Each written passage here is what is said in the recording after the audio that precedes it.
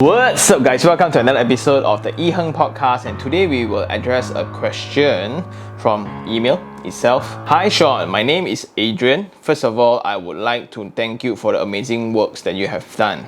I find your reviews very insightful, honest and easy to understand for laymen like me. I've watched through all 104 property reviews. Thanks to your information, I've locked in a unit at Damansara pending for SPA signing after this. However, I have some doubts on the floor level that I would have to seek your professional advice from your development experience. My unit is on level 15. The podium is at level 10, which means my unit is 5 levels above the ground. It will be facing the LDP, but is elevated anyway because of the landscape. This unit is for my own occupation. My question is, number 1, would you think 5 levels above ground is too low? My concerns are noise and privacy. Number 2, the agent informed me a higher level unit is available, which is a level below the M&E level. Is there any concerns being below the M&E? Number 3, my preference is actually level 20 to 25, but the floor premium is about 3,000 ringgit. So for you, how much you determine the extra margin is worth, whether to be paid just to move up higher? Number 4, generally, is there an ideal floor level?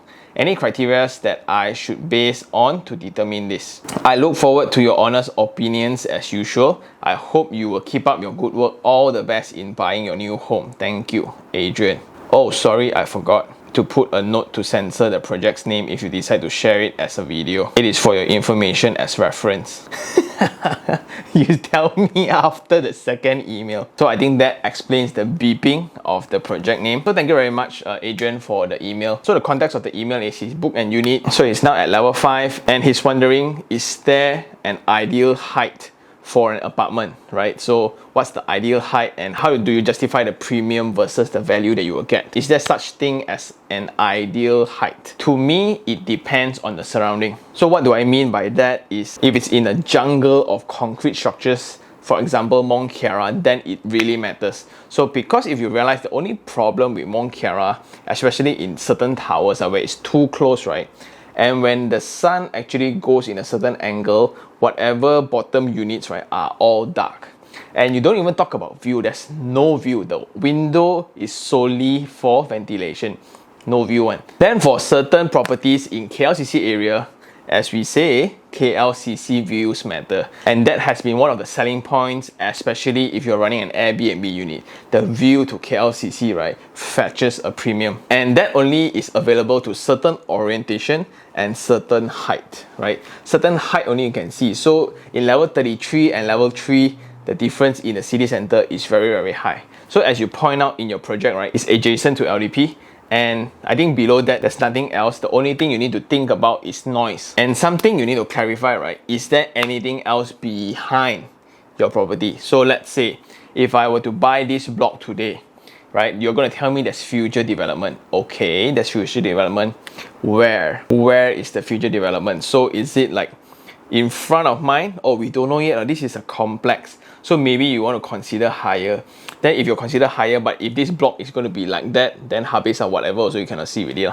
So this kind of thing, you better find out from the salesperson before signing the SPA, because that will affect. It's either a view or nothing. So that's important. Hence, that explains a lot of people why they want to buy condos adjacent to lakes. Next to lake, I can guarantee there's nothing else that can be built next to me, or some pocket land developments as well. So in pocket land developments, the entire surrounding is matured already.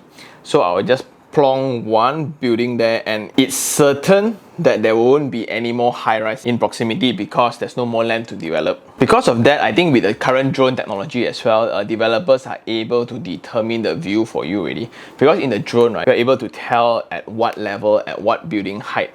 So if the sales staff can really help, right, I think they can also find that out for you. This reminds me also, I had an episode where we discussed about, do you want a high level 2-bedroom or you want a low level 3-bedroom, because the price of the height premium, right, after you account into it, then the price is very similar. Do you want to take the lowest big unit or you want to take the highest small unit? It's really up to preference. So it's really up to you. Are you really a view person? Do you really need that view? With that extra 3,000, right? That 3,000 can do a lot more things than just enjoy a better view. But that is from an investment point of view, because the tenants will most probably pay the same rent on level 5 and 24, right?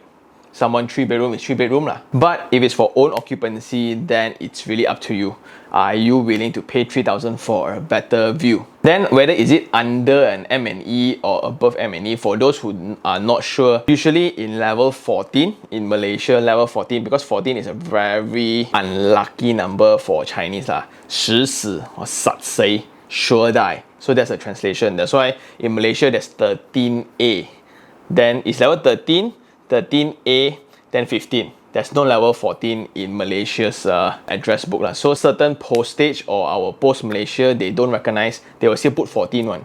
But in the indication of levels, in the lift in the corridor they will still put level 13A. Okay, so usually at this kind of level, because nobody wants, they will put the brake tank, the water brake tank, and it can be for the fire tank or it can be for the clean water lah. So the concern for being under the M&E room will be noise and vibration, because sometimes there will be vibration and then zzz, then there will be noise lah. So the development teams usually, right, they will construct this thing called double slab. They will thicken the slab for that room itself, because they are aware of all this kind of risk, that maybe the noise the sound the leakage whatsoever, right? They are fully aware. That's why they will do a lot of prevention to address all those concerns. So I think with our current building technology, not much concern already lah. In fact, I will actually look it at a good side. Most likely that unit will be cheaper because it's below the water tank ma. And then I will not have people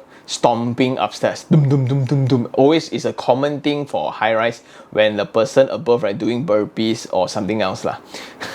So I think that's all for this episode. Thank you very much for sending in, and congratulations on your purchase. First property that you own.